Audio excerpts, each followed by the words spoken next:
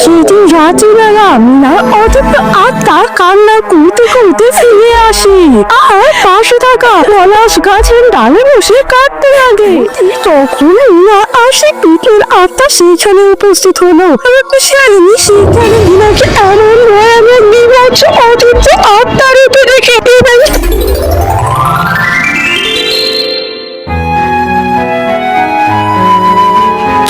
তুমি আজকে আমাকে পান্তা পাতা কাঁচা মরিচের ভাত খেতে দিয়েছো। আমি এই ভাত খাবো না, তুমি এই ভাত খাও। আমার তরকারি দিয়ে ভাত খাও, আমি তরকারি দিয়ে ভাত খাবো। এভাবে বলিস না মা, তোর বাবা তো গেছে শহরে, আজকে আসার পথে তোর জন্য অনেক শাকসবজি নিয়ে আসবে। রাতে তোকে আমি তরকারি দিয়ে ভাত খেতে দেবো। এখন এই ভাতটুকু খেয়ে নেবো মা।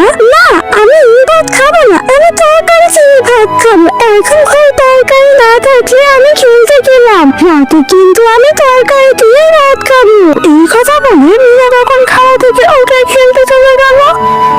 দেখো দেখো মেয়ের কান্না দেখো, ভাবলিও না খেয়ে খেলতে চলে গেল। মিনা ভাত দুটো খেয়ে যা রে, খেয়ে যা। তো মিনা তার মায়ের কোনো কথা না শুনে খেলতে চলে গেল।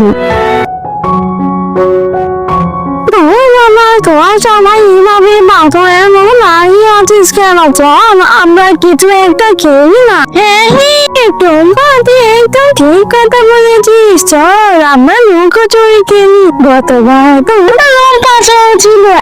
কে বলেছিস তুই বান্টি? বুদ্ধিটা কিন্তু খারাপ না। তাহলে রুম্পা তুই সামনের কাজটা ছুঁয়ে আয়, আমরা সবাই লুকিয়ে পড়ছি। এই বলে সবাই লুকোতে চলে গেল আর টুম্পাও সামনে একটা গাছ ছুটে চলে গেল। অপরদিকে মিনা পালানোর জন্য দৌড়তে দৌড়তে তাদের গ্রামে মুন্নি কাকিমার বাড়ির বাজারে গিয়ে লুকিয়ে পড়ল। আমার কিন্তু গোনা হয়ে যাচ্ছে, আমি কিন্তু সবাইকে খুঁজতে যাচ্ছি। সবাই প্রস্তুত, আমি এখন তোদেরকে খুঁজে বের করবো। কই তোরা বেরিয়ে আয়, আমি কিন্তু তোদেরকে খুঁজে পেলে খুব খারাপ হবে। কই কই? আরে চুলটা বেরিয়ে আয়, আমি তোকে দেখে ফেলেছি। তুই টাকার পিছন থেকে বেরিয়ে আয় তুই। টুম্পার এই কথা শুনে টুম্পা তার পাশে টাকার আড়াল থেকে বেরিয়ে এলো। এভাবে তোর বাপ মিনা বাদে প্রায় সবাইকে ধরে ফেললো। তুই মিনাকে খুঁজে পাসনি, ওকে তো দেখছি না, ওকে এখনো লুকিয়ে আছে। তার ব্যাপার কি? ওকে আমি এখনো খুঁজে পাইনি, কিন্তু আমার তো এখন অনেক দেরি হয়ে গেছে, খুব খিদেও পেয়েছে। বাড়ি নিয়ে মা খেতে হবে, না হলে মা খুব বকবে। আর মিনা হয়তো বাড়ি চলে গেছে, চল আমরাও চলে যাই, অনেক বেলা হয়েছে। রুম্পার এমন কথা শুনে তারা সবাই নিজেদের মতো নিজেদের বাড়ির পথে রওনা হলো। ওদিকে মিনা তার কোনো মুনিশের জিনিস দিয়ে বাগানে লুকিয়েছিল। বেশ অনেকক্ষণ এভাবে লুকিয়ে থাকার পর মিনা যখন বেরোতে যাবে তখন সে দেখতে পেল বাগানের মালিক মুন্নি শিয়ালিনী চলে এসেছে, যাকে দেখে মিনা খুবই ভয় পেয়ে আবারও লুকিয়ে পড়লো। কারণ মুন্নি শিয়ালিনী ছিল খুবই অহংকারী এবং মদ মেজাজি। আমার বাগানে ফুলগুলো কত সুন্দর, এমন বাগান তোমার গ্রামে আর দেখিনি। এগুলো দেখে আমার নিজের উপরে অনেক গর্ব হয়। ওই ছোট্ট পিছে কি লুকিয়ে আছে? বেরিয়ে আয়, বেরিয়ে আয় বলছি, আমি কিন্তু তোকে দেখে ফেলেছি, বুঝেছি। এই কথা শুনে মিনা তখন ভয়ে ভয়ে বাইরে বেরিয়ে এলো। আরে তুমি আমার কি বলবো? ছিচকে আমি এলো, তোর এত বড় সাহস, তুই আমার বাগানে এসেছিস? চল, নিশ্চয় আমার বাগান থেকে এত সুন্দর সুন্দর ফুল চুরি করতে এসেছিস। না কাকিমা, তুমি ভুল বলছো, আমি তো লুকোচুরি খেলার জন্য এখানে লুকিয়েছিলাম। হ্যাঁ, এখন তো এসব বলবি, জড়াতে পড়েছিস। দাঁড়া, ওকে আমি শিক্ষা দিব আজকে, এমন শিক্ষা দিব তুই কখনোই বলবি না। এই বলে মুন্নি শিয়ালিনীর পাশ থেকে একটা পাথর তুলে মিনার দিকে দিয়ে ছুড়ে পাথরটা সোজা মিনার কপালে গিয়ে লাগলো আর মিনা সেখানে অজ্ঞান হয়ে পড়ে গেল।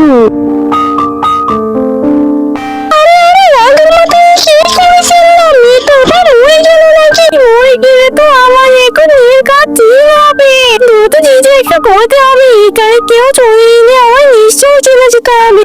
এবং সালেন তখন সে ছোপের ভিতর থেকে মিনার লাশটা বের করতে থাকে।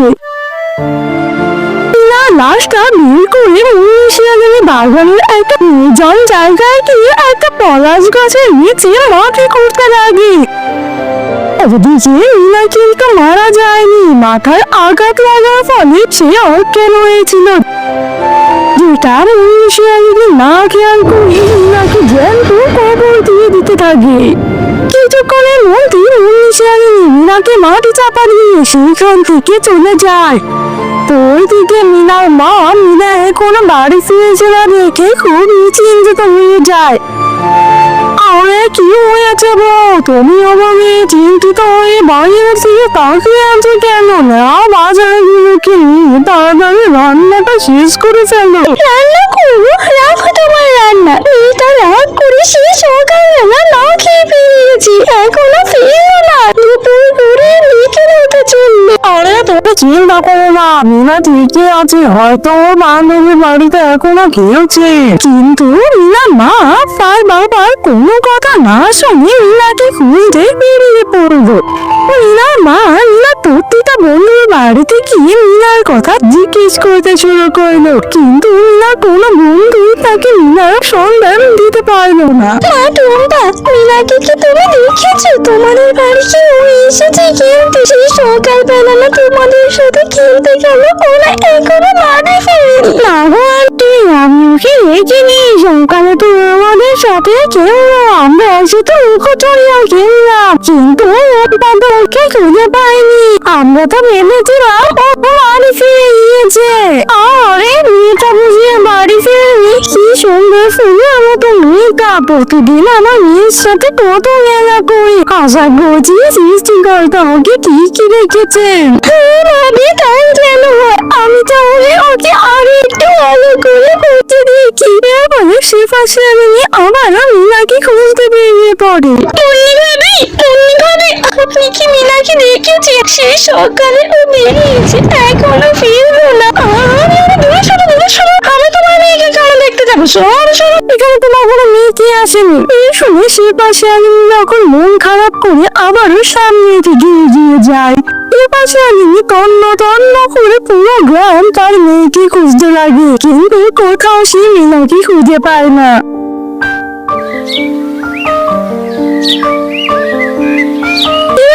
সেদিন রাত্রিবেলা মিনার অদ্ভুত আত্মা কান্না করতে ফিরে আসে আর পাশে থাকা পলাশ গাছের ডালে বসে কাঁদতে লাগে। আমার কি হয়েছে? কেন তুমি আমার ছেলে কোথায় গেছো? আমি তোমায় দেখতে পাচ্ছি না, তোমার কাছে যেতে পারছি না। তুমি কোথায়? বলে মিনা আবারও চড়ে কাঁদতে লাগে। মিনার কান্নার শব্দে তার পাশে থাকা একটা ডালে একটা ডাইনি এসে উপস্থিত হলো। কি হয়েছে তোর? তুই এভাবে কাঁদছিস কেন? কিসের এত দুঃখ তোর? তোকে দেখে তো মনে হচ্ছে নতুন মরেছিস। আরে তোমাকে দেখতে কত ভয়ানক, আমার দেখে দূরে সরো, আমার কোনো ক্ষতি করো না, আমার ছেড়ে না, আমি এখানে আসতে চাই। মেয়ের কথা শুনেছ? বলে কিনা আমি কত ভয়ানক, একবার নিজের দিকে তাকিয়ে দেখ, মরে আমার থেকেও কত ভয়ানক দেখতে হয়েছিস তুই। আর এই জগতে কেউ নিজে আসতে পারে না, সবাইকে ভাববো এখানে আসতে হয়। তা তুই কেন এসেছিস? বল দেখিনি আমার কি হয়েছে? আমাকে শেষ কাঁদতে কাঁদতে সে পৃথিবীকে সমস্ত ঘটনা খুলে বলল। তোর মতো ফুলের মতো এত সুন্দর একটা মেয়েকে বিদেশে ওই মূল্যে মেরে ফেললো। ও তো দেখে আমার থেকেও ভয়ানক ডাইনি, আমি তো শুধু নামের ডাইনি, ও তো দেখে কাঁচা গয়না সব থেকে ডাইনি, শুধু চেহারাটা বাদে। তুই চিন্তা করিস না, তোর সাথে ও যা করেছে এই শাস্তি ওকে পেতে হবে। এখন চল আমার সাথে, আমি দেখাবো ওকে আমি কিভাবে শাস্তি দিই। এই বলে প্রীতি তখন নিজের মায়াবী ক্ষমতা ব্যবহার করে মিনাকে নিয়ে সেখান থেকে সোজা মুন্নিশালিনীর ঘরে এসে উপস্থিত হলো। ঘরে তখন মুন্নিশালিনী একাই ঘুমাচ্ছিল। দেখো আজকে কত বড় একটা পাপ করে হলো সিন্ধুরা তো অনুশোচনা নেই, আরো পড়ে পড়ে ঘুমাচ্ছে। দাঁড়া, আমি তোকে ঘুমাতে দিই। তুই তখন শিয়ালিনীকে পেছনে থেকে তুলে শুনলি এরা পাথারে ঘোরাতে থাকে এবং ঘুরাতে ঘুরাতে শিয়ালিনীকে মেঝেতে ফেলে দিল। বাবা গো বাবা, আমার কোমরটা মনে হয় একবারে ভেঙে গেল। কি রে, কি আমার ধাক্কা মেরে ফেলে দিল? এভাবে শিয়ালিনী তখন আশেপাশে তাকাতে কাউকে দেখতে পেল না। বাবা, আমি শুধু আজে বাজে চিন্তা করি, হয়তো পড়ে গেছে এই পুরো বাড়িতে আমি এখন একলা, কে বা আসবে আমাকে ধাক্কা দিয়ে ফেলে দিতে? এই কথা বলতে তখন আর সে পিকের আত্মা সেখানে উপস্থিত হলো। শিয়ালিনী সেখানে দিনাকে এমন ভয়ানক বিভৎস অদ্ভুত আত্মা রূপে দেখে এবং তার সাথে অন্য একটা ভয়ানক বিভৎস ডাইনিকে দেখে খুব ভয় পেয়ে গেল। তার পুরো শরীর একেবারে ঠান্ডা হয়ে গেল।